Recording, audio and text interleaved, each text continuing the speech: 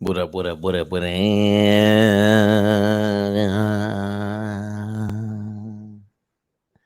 You know how we got to start this. From Santo Domingo, SDQ. Really, we take the STI. We usually come out of the Cibao to JFK to Nueva York. Episode Friendly Fire. Pew, pew, pew, pew, pew, pew, pew. What's going on, real quick? Jumping on. Jumping on. So, well, let's get the Mets thing out of the way, man. They were down 10-1 today against Boston. Sorry, Yankee fans. I don't know how you lost to us. But now we're losing to everyone else. We're playing for a top 10 draft pick now for next year's draft. So that'll guarantee us 2 draft picks in the first round.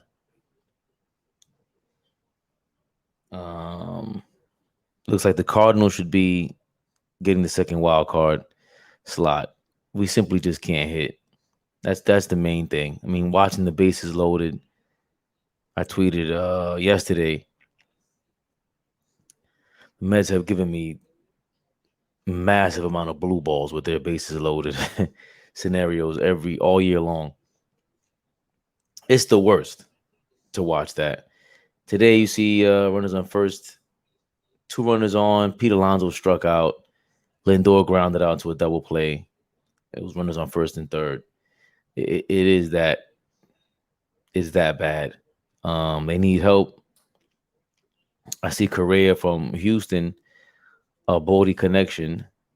Some people are talking about they want him instead of Baez.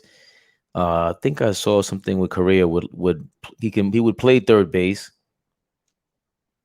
He wouldn't mind playing third base, and I was hinting towards those 2 other guys staying, right. And I just want to be in position in 2 years, by the end of 2023, giving Juan Soto $500 million, 10 years. He'll be 24, 25. He'll deserve it. The most disciplined player in the game. It's him, Guerrero, and Ohtani at this point. They're the best in the game. Tatis is somewhere there, but he's not this disciplined. This guy is a professional, Soto. And I'm pretty much done with that, man. It was nothing else to talk about. I had to get on because I guess I got into not a tirade, but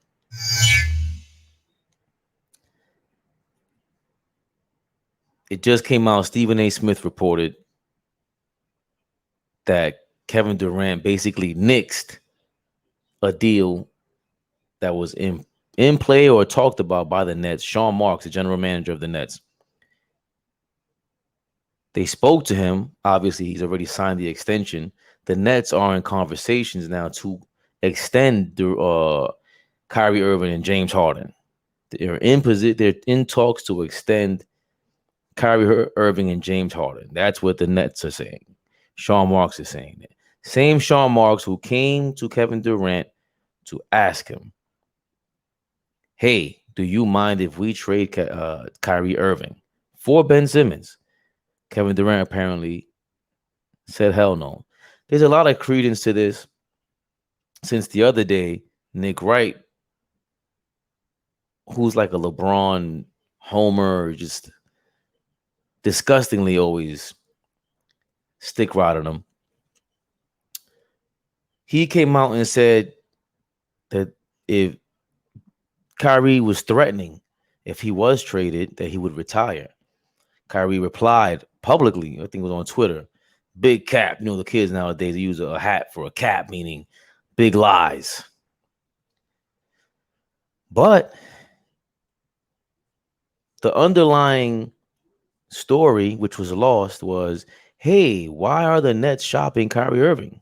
Why would there even be a story like this? Why was Nick Wright in talks with Kyrie's people or the Nets about Kyrie Irving being traded?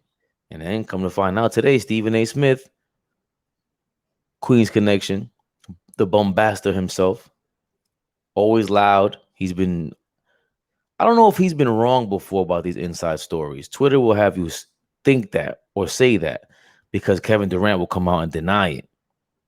He hasn't come out and denied this one. I haven't seen that. Stephen A. Smith basically reports that Kevin Durant nixed the deal. And of course, he follows that up with saying it will be a guaranteed championship for the Nets if they get Ben Simmons. And that's where B has always stood in that position that they don't need to trade Kyrie Irving. That'd be a mistake. And for me, I don't understand. I get the big deal. I don't even want to underestimate Kyrie Irving. One of the best players of all time. One of the best scorers of all time. That people want to always quantify someone with,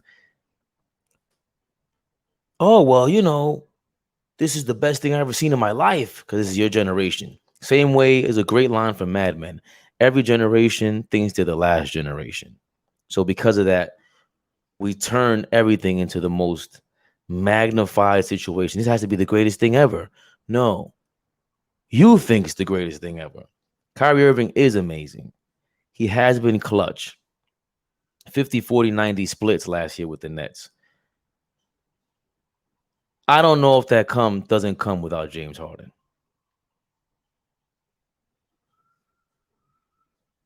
There's a big difference even when they had Allen. Even when they had the center, Allen, the Nets, with Durant and Kyrie. They did not look as unbeatable or as great as when James Harden got there. James Harden is the playmaker. James Harden is the one that gets this offense into a different mode. He's a better, I guess playmaker is a harder word because Kyrie does play in Kyrie's game is way more appealing than James Harden. James Harden is a lot more boring, especially one-on-one. If those two are on their own teams and they're going to have a losing record, neither one of them could lead anyone to the finals on their own. They've proven that. So when you watch them by themselves performing, Kyrie's a bit more exciting because he's more intentional. He kind of knows who he is on that basketball court. He doesn't shy away from who he is. He's a scorer. He's a fancy dribbler, one of the greatest finishers of all time at the rim. And he made a great public statement by saying, I ain't the point guard. James Harden is. Smart move, Kyrie. You know why? Because you're not a better point guard than James Harden. You're not. You don't get the team involved like James Harden. The team I just saw a stat. They were 16-3 with just Kyrie and James Harden. How do you think it was going with just Kevin Durant and James Harden? Got to see a couple games of those. How do you think it goes? He's just different, man. If you want to compare them in Cleveland, the reason why there's a negative or a bad taste in everyone's mouth when they think of Kyrie, not everyone, because Nets fans love him. He's a superstar. I always use the analogy, if you know someone's a superstar, if you know they're going to be at the club later on West 26th Street, if Kyrie Irving's at the club, if he's at Catch or if he's at PhD, whatever the latest hotspot is, more than likely you'll go because chicks dig Kyrie. He sells sneakers. So he's a superstar off the court. And he shows up on the court. So a lot of times I do agree with what he says. I love it. I think he's on brand. I've compared it to Kaepernick where they stumble a lot, but mostly because when they don't face the media. When Kyrie takes his time and he speaks to the media, there's brilliant stuff. When he doesn't think he's aloof, when he doesn't come off like he's better than anyone, like he's come up with his mastermind, whatever information. When he's there and he's speaking honestly, it is amazing. And he's utilizing his superstar platform. He ain't entitled to it. Yes, superstars go through way more than they have to. I'm talking about this man right now. I don't know this man. Imagine if I was judged for this podcast publicly, which people could. I don't care. Right? I wouldn't care. I'll go back and forth with you, or who knows how I might feel if you push the wrong button, because I'm not in his situation. So that's what comes with that superstar platform. So he struggled with that, and not everyone's going to be him. But there are dozens of superstars who don't act like that, who don't think that way. And that's when it kind of turns for the worse with him. Like you think that Sean Marks, the general manager of the Brooklyn Nets, you think it was just a random, hey, I just woke up this morning and had a thought, Kevin. Would you mind if we traded Kyrie for Ben Simmons? You think Sean Marks, actually, if this is true, and I would think it's true, Stephen A. Smith would lose a lot of credibility after this, even though people would say he already has. I don't think it's random.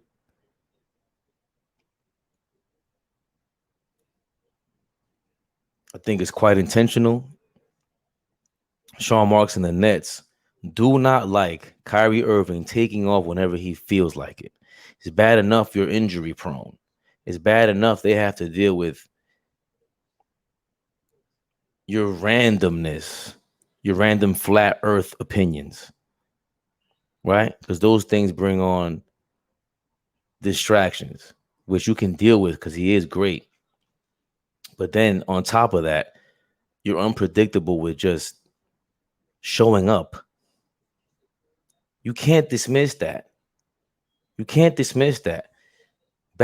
already bad enough you're unpredictable because of your injuries. You can't control that. You cannot control that. But the things you are in control of now become unpredictable because you decide to not show up one day and they take pictures of you wherever. They don't want to deal with that. They just don't. And he can be this is like Dennis Rodman-ish, where the trade-off would be good. Do they have 5 more years left of Kyrie Irving? I don't think so. You don't have 5 years remaining of James Harden, Kyrie Irving, and Kevin Durant. They're not finishing this contract out. I don't know what anyone is thinking with that. So that's the bad side to it. And the upside to me, that's part of the reason why they traded for James Harden. You think they didn't think that they could possibly trade Kyrie last year when they got Harden? This is insurance. Like I said, that's my opinion. I think the team goes with Harden. They play differently. Kevin Durant's your closer. Kevin Durant's your number one option on offense. Shot clock winding down. He's also your go-to option. But so is James Harden now. James Harden has had his flaws. He was the weak link of Oklahoma City when they went to the championship versus the Heat, and they targeted him. Chris Bosh came out and publicly stated we couldn't do anything about Westbrook, couldn't do anything about Durant, but we could do something about Harden. We knew we could tamper with his game, a young James Harden. He also hasn't been proven in the playoffs. So yes, there's trepidation about this, about keeping James Harden and forgetting Kyrie Irving, right? But I think Sean Marks has started this. And that's the part that somehow Nets fans, be mad, just overlooks. You think Sean Marks is just questioning this for no reason? He wasn't curious about this the same way I was. Damn, where's Kyrie's mind at? Who knows? It could have been a feeler question to Kevin Durant. Like, yo, but is your man really committed? Because we kept you for 4 years. Is your boy really committed? That's the bottom line with me. And then even for Ben Simmons, a straight up trade with Kyrie and Ben Simmons, nah, you don't do that. That's a Knicks move. That's an old school 90s, 2000s Knicks move. Trade Kyrie for Ben Simmons straight up. No. Trade him for some future draft picks. Trade him for some cap space. Trade him for some a 3-team trade. Try to get something else out of it. Maybe another defender, a finisher, or a 3-and-D guy. Something. Sean Marks is one of the best general managers in the league. He had the Nets competitive with Atkinson as the coach before a trio, before they had a big three. He knows, just like I know. He looks across the country to LA. Hey, all the big three always rely on their big three. If they go, one of them go down, this thing gets way harder. And the chances are Kyrie's the more injury prone one. Kevin Durant is coming off these injuries. He can get hurt again. So people just totally disagreeing with me as if Sean Marks ain't the one that asked Kevin Durant. If this is true.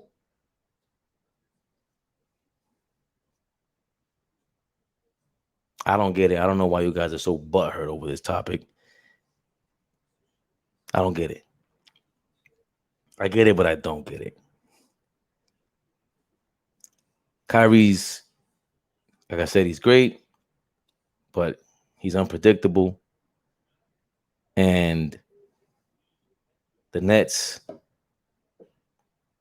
Sean Marks may have looked at that championship series. They thought they could have beaten the Bucks. What was missing? What happened during that series? What happened before that series? Harden was hurt and Kyrie was hurt.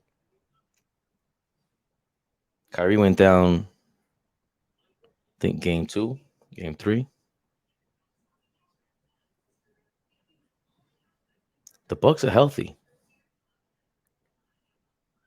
Not to say that there's one way to do things, because the Yankees and the Lakers and it doesn't work out for Anaheim, the Angels in baseball too much, but they rely on superstars. And as the late great Kobe Bryant put it, God bless the dead, when you play that way with superstar game, it's more undemocratic.